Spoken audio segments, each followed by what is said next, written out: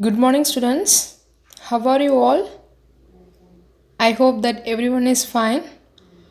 What about your holidays? Do you all enjoyed it well? Yes, this is our new computer book, Computer Masti. Okay, so here, the first unit is revision of level 6. Revision of level 6. Here, they have provided the information which I had learned in standard 6. Okay, so you just revise those topics. And today we will discuss about our second unit, inside computers, hardware and operating systems. Hardware and operating systems. Here a discussion between Tejas, Jodi, their friends and Mouse. Okay, a conversation between Tejas, Jodi, their friends and Mouse. And they are examining a open CPU. They are examining a open CPU. CPU, what is the abbreviation of CPU? Central Processing Unit. Okay, this is the abbreviation of CPU. So here, Jodi is saying, first I have a question is, what is hardware? A hardware, you can touch it, okay, you can touch or you can feel it, okay, this is hardware. Some of the examples of hardware: monitor, CPU, keyboard, mouse. Okay, these are the hardwares we know. So here computers are made up of different electronic parts. Okay, computers are made up of different electronic parts called components. Okay, you all know that a computer is made up of different electronic parts and these parts are called as components. Each component has a specific function. Each and every component has a unique function. Okay, they are work together when a computer is operated. When we start working, all the components work together. Okay, while some of the components can be seen from the outside. Okay, some of the components we can seen from the outside. What are they? Monitor, CPU, keyboard and then mouse. Okay, and some of them are inside the CPU and we cannot see. Okay, these are all also hardwares, but we cannot able to see in outside. It is in the inside the CPU. Okay, so Teja is saying, look at the brain of the computer. What is the brain of the computer? CPU. CPU is the brain of the computer.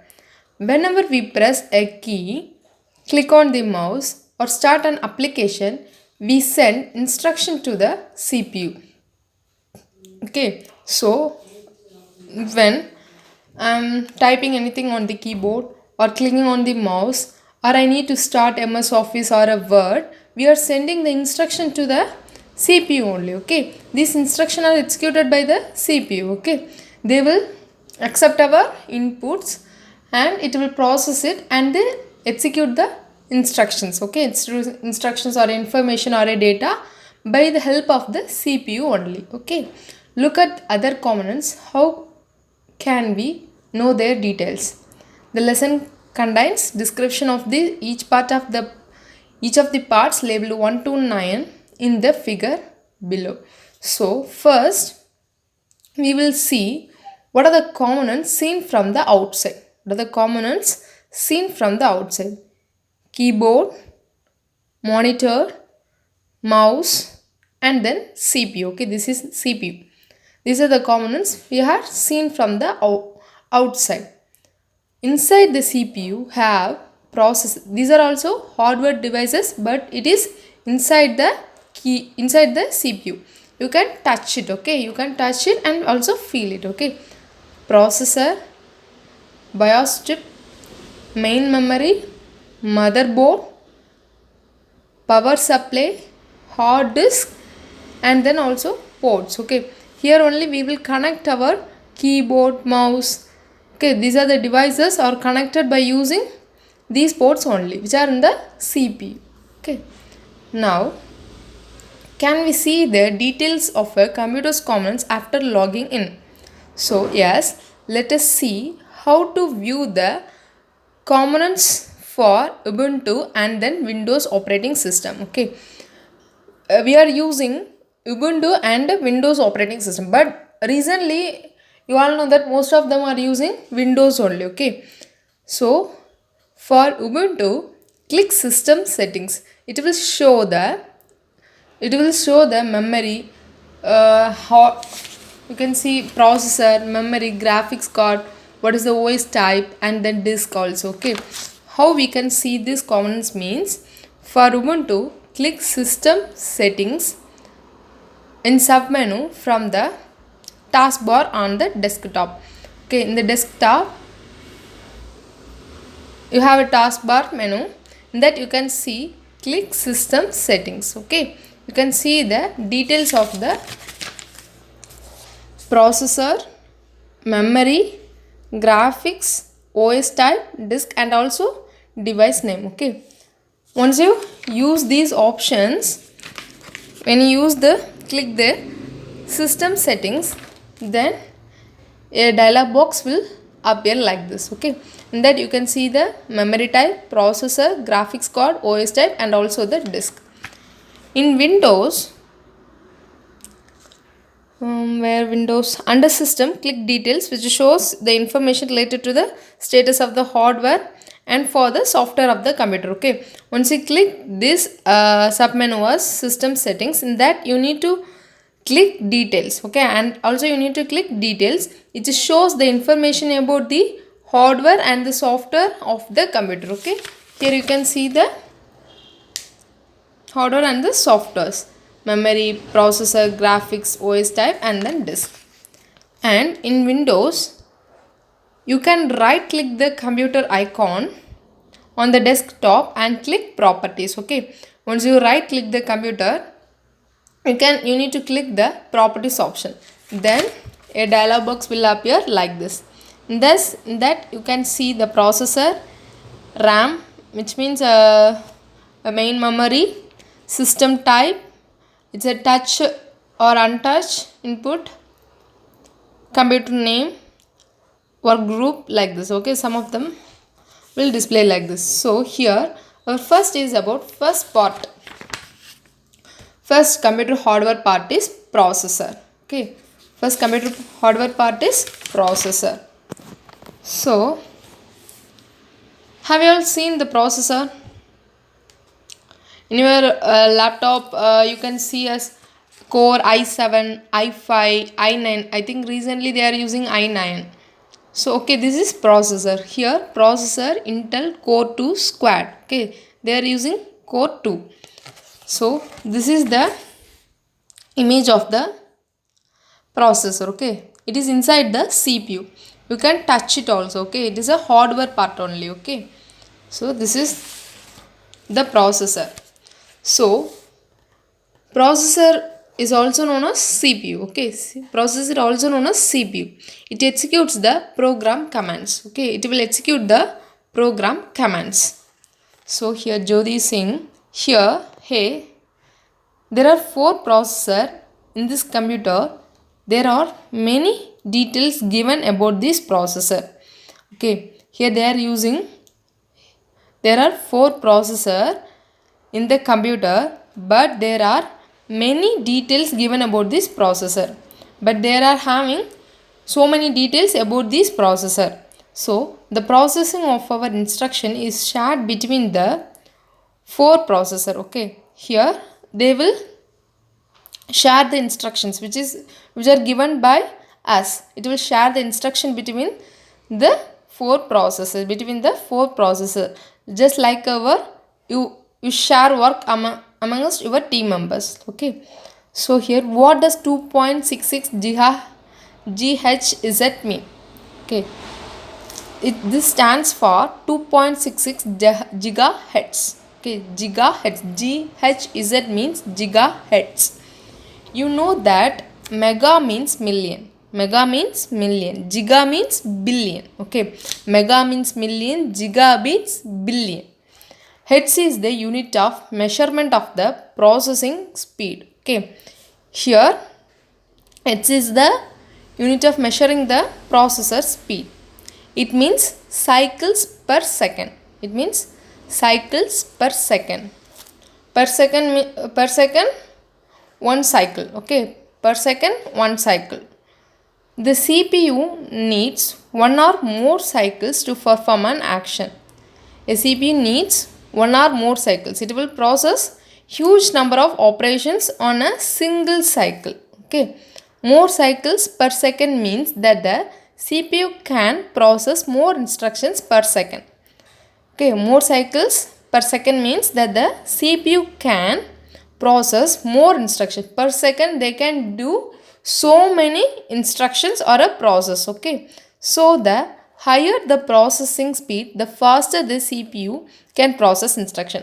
So when the processing speed increases, the CPU can also process the instructions. Okay, so this is the main important thing. Processing speed increases, the CPU process the instructions very fast. Central processing unit are also called as processor. Okay, central processing unit also called as processor. It is the brain of the computer. It executes the instructions given by the user or an application. Application means that Microsoft is an application. So many applications are available, like a PDF reader, or it's a Word, Excel, PowerPoint. These are also an application. User means we people. Okay, it executes instructions given by the user. A processor speed is measured in megahertz. Process speed is measured in megahertz or gigahertz. They are using megahertz or gigahertz. And the higher the speed, the faster the execution of the instruction. Okay, when the speed increases, the instruction also execute in very fast manner. A CPU is generally a 2-inch ceramic square with a silicon chip. Okay, it is a 2-inch square shy with a silicon. It is a silicon chip. So this is a processor. Okay, this is a silicon chip only. Okay, 2-inch ceramic square silicon chip. Usually about the size of a thumbnail. It is about the size of a thumbnail. The CPU is located inside the CPU box. The CPU is located, the processor is located in the CPU box only. Okay. And the next one is primary memory. Primary memory, which means main memory or RAM. It is also known as main memory or RAM. So here central processing unit executes program commands. It will execute the program commands. And the main memory means primary storage area for programs and data that are active in use. It will store the data in temporary manner. Okay, it will store the data in temporary. And here memory 2.0 GIB. GIB means gigabyte. Okay, GIB means gigabyte. So here the memory is 2 GB. In phone also you say 4 GB, it's a 4 GB RAM, 6 GB RAM, like this. A processor also have a memory. The memory is 2.2 GB here. Okay. So here RAM. Abbreviation of RAM is random access memory. It is also called the main memory. RAM is used to store data instruction that are currently being processed by a computer CPU. Okay, it will store the data. What is the use? It will store the data or the instruction that are currently being processed. Okay, that are currently. Now I am using MS Office or MS Word means or MS Excel means it will store that operations in the store that operations or a data or the instruction in that RAM. Okay, and later it will delete. When I shut down the computer, it will delete all the RAM. Okay, it will delete all the informations in the RAM. Data is temporarily stored in the RAM. Data is temporarily stored in the RAM till it is saved to the hard disk. We will discuss hard disk in next topic. The data in RAM is erased when the power is switched off. I already told that when you shut down the computer, it will erase the data which are currently being processed. Okay, which are currently being processed. So here Main memory is used to store programs and data that are currently processed. They are currently being processed. A computer's instructions are stored in random access memory. Okay, computer instructions, we are providing instructions are stored in the random access memory only. For example, while using a word processor application to create a document, or while using Scratch to create an animation, the corresponding instructions are loaded into the RAM. Okay, if I am typing, creating a document or creating an animation image, it will store the informations in the RAM only. It will store the information in RAM only. Okay, what does 1 GIB mean? What does 1 GIB mean? Let us first understand how computers store informations. Computers store information as in numbers in a binary system. Okay, it will store the numbers in the binary system. It cannot understand the English, Tamil or Hindi, any other language. It will understand only binary system, which means zeros and ones. Zeros and ones. It will understand only zeros and ones. A binary system has only two digits, zeros and ones. Okay. Okay. Here the computer cannot understand our language. So once I give the instructions or data, it will change the instructions into zeros and one, which is understood by the computer. It will change, and when it execute the data, it will change into our language, which understand by the user, which is understood by the user. So here RAM is measured in megabytes or gigabytes. Here RAM is measured in megabytes or gigabytes. Here processor is measured in megahertz or gigahertz. Here megabytes or gigabytes. A bit is the smallest unit of data in a computer processing. Bit means a smallest unit of data. Okay, it is a smallest unit of data. It represents the digit in a binary system. It will represent the digits in binary system. Binary system means zeros and ones. So a bit can have a value of either 0 or 1. Bit contains 0 or 1. A byte is a group of 8 bits. Okay, byte means a group of 8 bits. Bits means what? Zeros and ones. Byte means collections of 8 bits. Okay, it's a collection of 8 bits. It may be a 0 or 1. For example, here bit means 0 or 1. Or byte means, here you can see there are 8 digits, 1, 2, 3, 4, 5, 6, 7, 8. 8. It may be a 0 or 1, or you can change it like this also, 0, 1, 1, 0, 1, 0, 1. Okay, like this also you can write it. Okay, a kilobyte is 2 to the power 10 bytes or 1024 bytes. Kilobyte we can represent in 2 to the power 10 bytes or 1024 bytes. Megabyte is 1024 kilobytes. At the same time, the gigabyte is 1024 megabytes. Okay, these are all one words. You need to study this. The more RAM